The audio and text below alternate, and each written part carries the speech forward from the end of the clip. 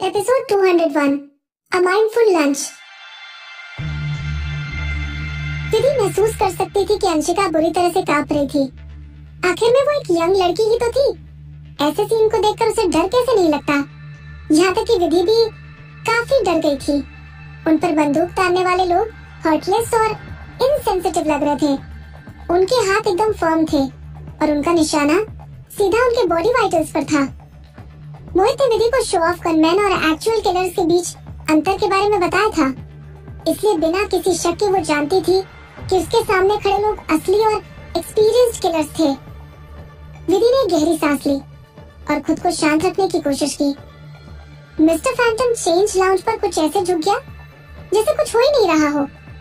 उसे अपने ऊपर तनी हुई 2 बंदूकों की कोई परवाह ही नहीं थी और बड़ी शांति से बोला, वेरी प्रोफेशनल बॉडीगार्ड्स, आई सी। जिस तरह से उन्होंने सिचुएशन को इतनी एफिशिएंटली और प्रिसाइजली संभाला है, वो वाकई में काबिले तारीफ है। उसने अपने सामने रखा वाइन का ग्लास उठाया। Here's a toast to both of you। विधि के सामने खड़े बॉडीगार्ड्स ना तो 1 इंच भी हिले और ना ही उन्होंने कुछ कहा। पूरे समय उन्होंने अपनी बंदूकें उसी जगह पर ताने रखी। फैंटम अपने आप को देखकर मुस्कुराया और अपनी वाइन की ग्लास को एक ही बार में गले से नीचे उतार लिया। फिर उसने उस ग्लास को नीचे रख दिया। तभी पतला सा गाउन पहने एक खूबसूरत लड़की उसके ग्लास में वाइन रिफिल करने के लिए आगे बढ़ी। यंग लेडी, उसने विधि की तरफ देखा। मैंने पहले भी कहा है कि आपको इतना घबराने की जरूरत नहीं है। मैं तो आपको सिर्फ एक मील के लिए ट्रीट करना चाहता हूँ। मेरा आपको नुकसान पहुँचाने का कोई इरादा नहीं है। नुकसान पहुँचाने का कोई इरादा नहीं है? तो फिर इतने सारे लोगों को क्यों लेकर आए हो? विधि ने उस पर बिल्कुल भी विश्वास नहीं किया। वो बड़े आराम से चेंज लाउंज से उठा। तभी एक दूसरी लड़की ने उस पर एक जरी का शॉल डाल दिया। उसने कहा, मेरी प्रेजेंस हमेशा से ऐसी ही रही है, ये सिर्फ आपके सामने दिखाने के लिए नहीं है। विधि ने कहा, आपकी प्रेजेंस में आपके गेस्ट्स पर बंदूक तानने वाले लोग भी शामिल हैं। पहले वो कुछ देर के लिए हैरान रह गया, फिर जोर से हंसने लगा। Very root of you. लगता है आप बहुत नाराज हैं। But I'm sorry for my rudeness।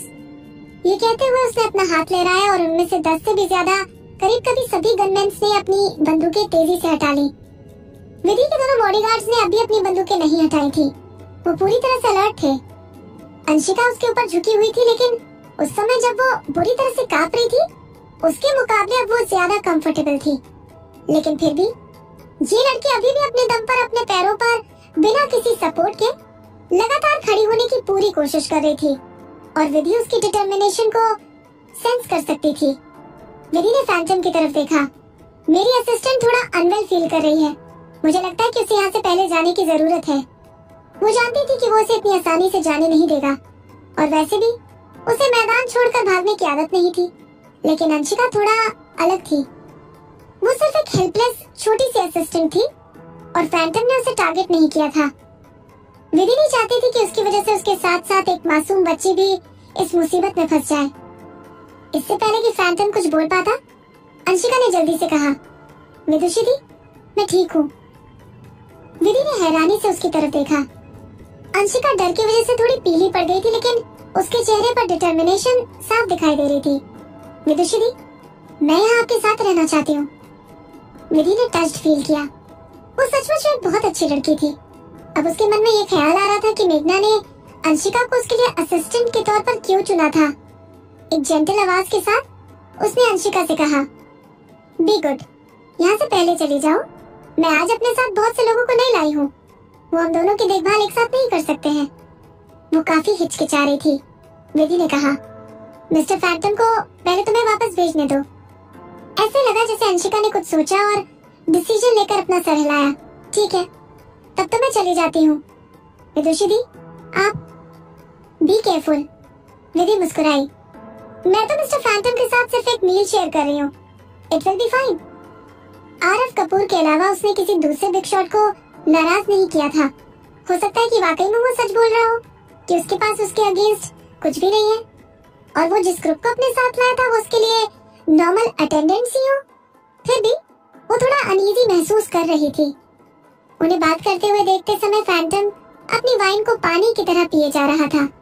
विधि ने अपना कॉन्फिडेंस मेंटेन करके रखा था। Mister Phantom, I am sorry, मेरी असिस्टेंट हमारे साथ नहीं चल सकेगी। वो मुस्कुराया और उसने अपना हाथ लहराकर उसे एक्सक्यूज कर दिया। विधि ने चुपचाप राहत की सांस ली और अंशिका को काले रंग की ड्रेस पहने हुए उनके गनमैन के ग्रुप के पास से गुजरते हुए देखा। ठीक है, मुझे लगता है कि अब तो आप बैठ सकती हैं, है ना विदुषी शर्मा? उसने धीरे से उसका पूरा नाम लिया। विधि को यह जानकर कोई आश्चर्य नहीं हुआ कि वो उसका नाम जानता था।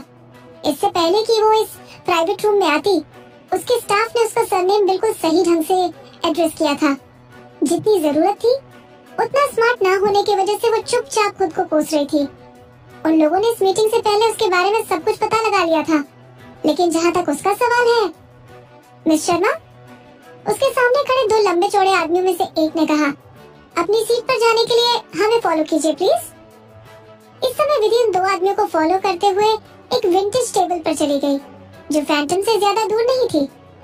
उन दो आदमियों में से एक ने उसके लिए कुर्सी खींची और दूसरे ने बहुत रिस्पेक्ट के साथ उससे उसके ग्लव्स ले लिए। उसके दो बॉडीगार्ड्स उसके पास जाकर उसके पीछे ही खड़े हो गए थे। फैंटम ने अपने स्टाफ को मीनिंगफुल लुक दिया और उन्होंने वेटर्स को सिग्नल देने के लिए अपने हाथों से हल्की सी ताली बजाई कि डिनर शुरू हो गया है। खाना और ड्रिंक्स कांच के बहुत ही खूबसूरत बर्तनों में परोसे जा रहे थे, जो देखने में बहुत ज्यादा सुंदर लग रहे थे। वो खाने की चीजें जितनी सुंदर दिखाई दे रही थी, उतनी ही ज्यादा टेस्टी भी थी। अपना खाना खाने से पहले विधि ने कुछ छोटी मोटी बातें की। वो सिर्फ इतना चाहती थी कि ये सब जल्दी से खत्म हो जाए ताकि वो यहाँ से जा सके। एक बार वो यहाँ से निकल गई तो फिर कौन परवाह करता है कि वो कोई बिजनेसमैन फैंटम था या कोई चैरिटी का इंचार्ज था। वो जिस बात को लेकर परेशान थी वो सिर्फ उसका सेंस ऑफ डेंजर था, जिससे वो बाहर नहीं निकल पा रही थी, और उसकी जिंदगी भी बहुत छोटी थी। एक ब्यूटी के साथ खाना खाना एक तरह का इंडल्जेंस है। फैंटम ने ज्यादा कुछ नहीं खाया, बल्कि वो अपना सारा ध्यान उसकी तरफ देखने में लगा रहा था। उसे अपने आप को इस तरह से घूरता देखकर विधि के रोंगटे खड़े हो रहे थे। मैं उसके मुकाबले सुंदर कैसे हो सकती हूँ? लेकिन फैंटम के फेशियल फीचर्स बिल्कुल भी गुड लुकिंग नहीं थे। अनिरुद्ध और मोहित जैसे रियल हैंडसम लड़कों से उसको कंपेयर किया भी नहीं जा सकता था, लेकिन फिर भी उसकी खूबसूरत नशीली आंखें उसका सबसे ज्यादा आउटस्टैंडिंग फीचर थी। उसकी आंखें जिंदगी से भरी हुई लगती थी। विधि ने थोड़ा नीचे देखा और कहा, मिस्टर फैंटम, आप बहुत अच्छी बातें कर लेते हैं। आप मेरी कुछ ज्यादा ही तारीफ कर रहे हैं। वो उसे फैंटम साहब कभी नहीं कहने वाली थी। वो खुद को डिग्रेड करके गुलाम की तरह नीचा नहीं देखना चाहती थी। फैंटम एकदम से हंस पड़ा। You are a pretty interesting young lady. कोई आश्चर्य नहीं कि मोहित की नजर आप पर है। मोहित? विधि अब विजिलेंट हो गई थी। आप मोहित को जानते हैं? मैं उसे बहुत अच्छी तरह से जानता हूँ। वो मुस्कुराया। फिर भी उसकी मुस्कुराहट में जरा सी भी जेंटलनेस नहीं थी। आखिर में उसे समझ में आ गया था कि जैसे ही उसने इस जगह पर पैर रखा था, उसे सेंस ऑफ डेंजर क्यों हो रहा था। क्या ये फैंटम मोहित का दुश्मन हो सकता है? मोहित की जगह उसके पास कौन आ गया है? अगर ऐसी बात थी, तब तो वो सचमुच में एक इनोसेंट विक्टिम ही थी। उसने मनी मन मोहित को कर्ज किया और बहुत कॉशियसली पूछा, एज फ्रेंड्स? मैं हमारे बारे में ऐसा नहीं सोचता, फैंटम ने कहा। अब सबसे ज्यादा पॉसिबिलिटी उन दोनों के आपस में दुश्मन होने की थी। वो मोहित को कोसते हुए वहाँ से भागने के लिए किसी प्लान के बारे में सोचने की कोशिश करने लगी।